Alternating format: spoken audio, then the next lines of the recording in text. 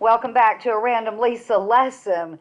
And I don't. My initial title of this one is going to be called "The History of Weight Loss" because the history of dieting, right? Diet culture, all of that.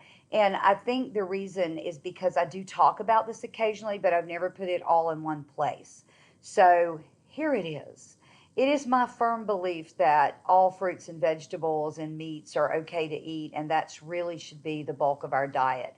I think it comes back from creation in the garden, and everything that's happened since to the Paleolithic times, to where when people used to have to hunt for their food and they would fast, i.e., because they really had nothing to eat for days and days and days and days, except for some fruits and berries, and then they would kill a bear or whatever the case may be. And, they were used to getting their stomach empty. And in times throughout history, people have been fasting has been a big piece of what people do. And today in modern times, I think of fasting as not going necessarily 20 hours without eating, but letting your stomach get empty, tell you it's empty, come to what we call wait for hunger as the W in well, let it come to the roar and then eat. Okay. And then don't put another thing in your mouth until it comes to the roar and then eat. And for most of us with some extra meat on our bones, it's going to be twice a day. And I think going back to the history of diet culture and weight loss and all of that, in the 70s, I go back, I guess, to the 50s, as from the Great Depression. God, let's keep going further back. From the Great Depression, and food was in a shortage. More people began to eat peas and beans and more starchy food and breads and cornbreads because there wasn't a lot of vegetables and meat to go around. Okay. So up until that time, people ate primarily of the garden, okay? Meats, vegetables. There wasn't a lot of packaged food back in the 1930s, 40s, 50s. There wasn't a lot of packaged food. There wasn't a lot of fast food. It wasn't a gastropub on every corner. It wasn't an Asian fusion place on every corner. There wasn't a McDonald's on every corner. There wasn't any of that, okay? And they didn't even know what type 2 diabetes was. And you fast forward 70, 80 years, and we're in a mess. And it is largely due to the changes in the 50s and 60s. Women went back to work, fast food came on the scene, then the ADA saw people starting to gain weight, and then sorry, the other organization saw people started to gain weight, and then all of a sudden they go, oh my God, we need to tell people they need this 2200 ADA was right, this diet. Okay, we need to tell them they can eat this many starches and this many carbs and this many, and then the food pyramid came out. And then all of a sudden, Weight Watchers in the late 60s, early 70s came on the scene. Then people started counting calories, points. They had never done that before. And we have been in a dynamic time where our generation, my generation, ending with, I'm at the tail end, I'm at the very beginning of Generation X, right after the baby boomers, okay? And the baby boomers are now in their 60s, I guess, to 80s or whatever, and the Generation X's are in their 40s and 50s.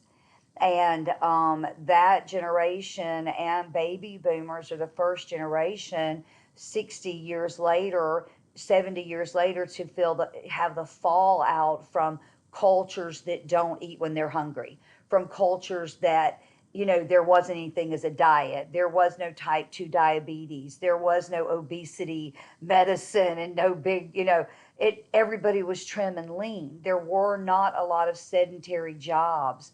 Women had to work very hard. They didn't even have things like maybe vacuum cleaners and microwaves. I mean, think about how we have become a sedentary society. And if you're going to look at the history of dieting and the history of weight loss and that whole culture around food, we are a very food centric society. Even back then, they knew that there was a genetic disposition for to likely be heavier than the next person. Maybe you look in your family, your aunts, uncles, cousins on both sides, and everybody's heavy. Well, that's a sign there's probably some genetic predisposition there.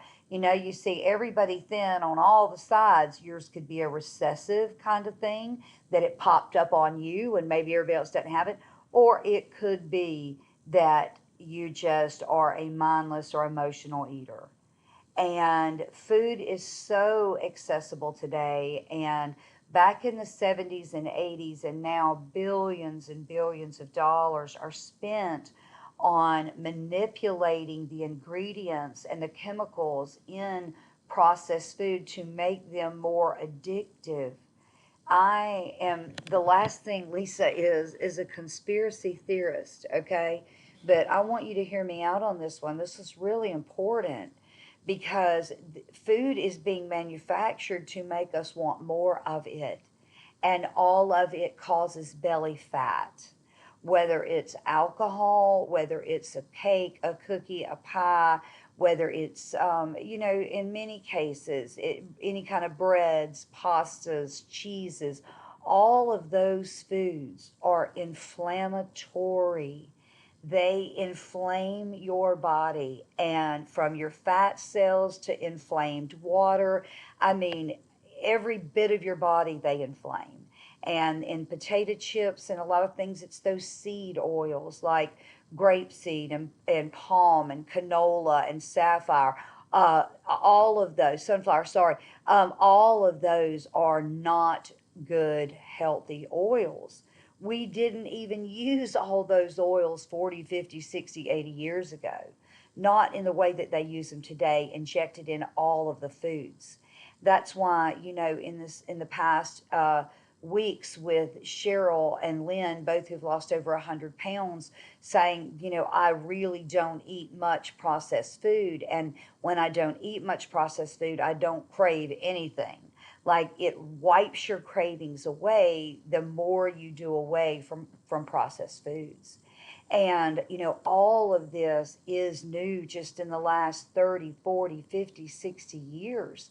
And the baby boomer generation and the Generation X, which is my years, are starting to really be, they're starting to reap what we've sown, meaning GMO food, meaning clean your plate club, the diet culture, count your calories.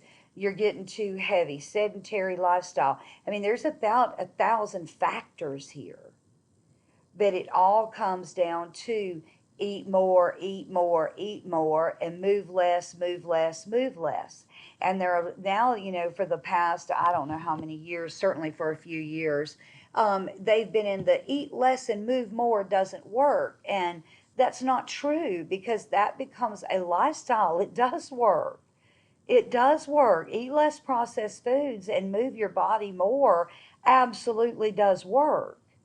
And they want to make excuses so that they don't want to have to try to help people change their lifestyle.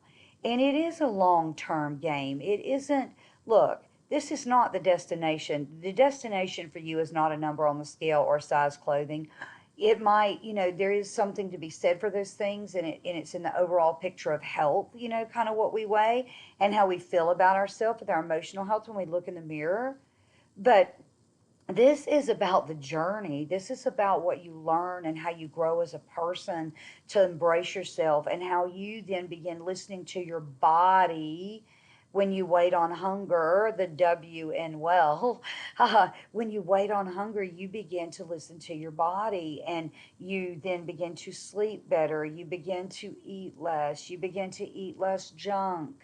I mean, all of those are really what is reversing now 50, 60, 70 years of really not very good, healthy eating. Eating too much, eating, restaurants, dining out, fast food, big portions, seed oils, unhealthy ingredients, you name it. And this is the point now of starting to get very smart and look at the history of food and where this came about. We are scared to have to go hungry. Well, that's innate in us from generations and generations and generations ago. Yeah, they almost nearly starved to death, right? And they were always looking for food. Well, now we have it in abundance. And everything within my heart, and I've talked to many doctors about this, we all believe that we have to go back and find that discipline around waiting for hunger and acknowledging, like, I'm not just going to get up and eat because it's 8 o'clock or it's noon or it's 12, or my husband's expecting me to have dinner but I ended up having a late lunch, and so don't eat. I mean, your body gets so good at just going, you know what, I'm going to have a late lunch today and then I'm probably not going to eat dinner tonight. And hey, I know we're going over to so and so's or we're going out to dinner, and I'm going to really not eat much during the day. I'm going to eat kind of light during the day so I can enjoy a little bit heavy dinner. I really only eat 300 to 400 calories every time I eat. Okay. And if that's 3 times a day, perfect. 4 times a day, sometimes 5, 6 times a day, I don't know. But I don't really eat. I don't typically eat more than 300 or 400 calories at any sitting. And that's why 3 eats for me, 4 eats, at 300 or 400 calories each is perfect. Without 100 calories here for snacking and 200 calories here for snacking and another 400 calories after dinner for a dessert, right? I digress. But that really, excuse me, clear my throat, but that really is back to the history of food and eating. So you understand. I mean, this is decades and decades of making, and you may struggle now, right? But it's because it's in decades and decades of making, and we are the first generations that they're figuring out, oh, you know, we people have been eating for so much, so long. GMO foods, too many processed foods, too much sugar, too much alcohol, too much carbs, too much sedentary lifestyle, and they've wrecked their health. Now we need to come out with drugs to fix what we broke with all this food for the last 50, 60, 70 years. And it is, I've studied this extensively. I'm fascinated by it. And it makes me want to continue to warrior on for waiting for hunger, eating the rainbow, lean muscle building for sure, and then learning and lifestyle, and going back to my values, going back to what I want to accomplish, my vision, and then crafting my lifestyle around where I want to be 30, 60, 90 days from now, 5 years from now, 10 years from now. If I want the longevity, I got to build the muscle. If I want the lean body, I got to eat what my body tells me to eat when you're hungry, and stop at satisfied, and wait again till you're hungry, and then stop again at you're satisfied, and enjoy the food that you love at those times as well. There's no reason for us not to enjoy the things we love. I hope you enjoyed today, and it's the Lisa lesson of the history of dieting culture.